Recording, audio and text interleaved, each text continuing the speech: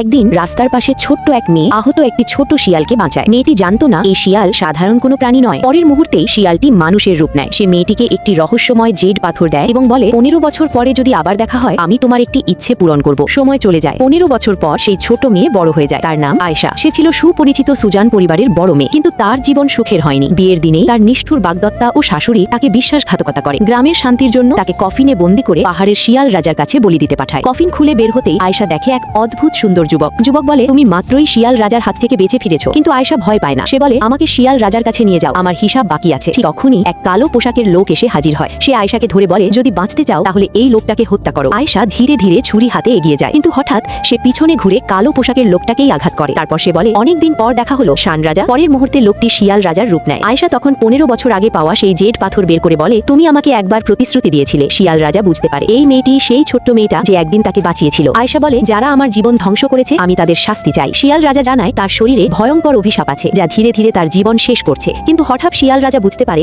আয়েশা বিরল এক বিশুদ্ধ আত্মার অধিকারী, তাই সে তাকে হত্যা না করে সাহায্য করার সিদ্ধান্ত নেয়। তার প্রাণ বাঁচাতে শিয়াল রাজা নিজের শক্তির অংশ আয়েশার শরীরে দেয়। এরপর আয়েশা প্রশ্ন করে, তুমি কেন আমাকে সাহায্য করছো? শিয়াল রাজা বলে না সত্যটা, কারণ সে জানতো একদিন আয়েশার আত্মাই তার শক্তি পুরোপুরি ফিরিয়ে দেবে। কিন্তু একদিন হঠাৎ সে আয়েশার কাঁধে একটি জন্মচিহ্ন দেখে। তখন সে বুঝতে পারে আয়েশাই শত বছর আগে হারিয়ে যাওয়া তার প্রিয় মানুষ। এরপর শিয়াল রাজার পাহারায় আয়েশা ফিরে যায় তার সাবেক বাগদত্তার বাড়িতে। ঠিক তখনই সেখানে নতুন বিয়ে চলছে। আয়েশাকে দেখে নতুন বউ ভয় পেয়ে মাটিতে পড়ে যায়। সে কেঁপে কেঁপে বলে, তুমি ফিরে এসেছো? আয়েশা শান্ত গলায় বলে, হ্যাঁ আমি ফিরে এসেছি। আর এখান থেকেই শুরু হয় আসল প্রতিশোধের গল্প।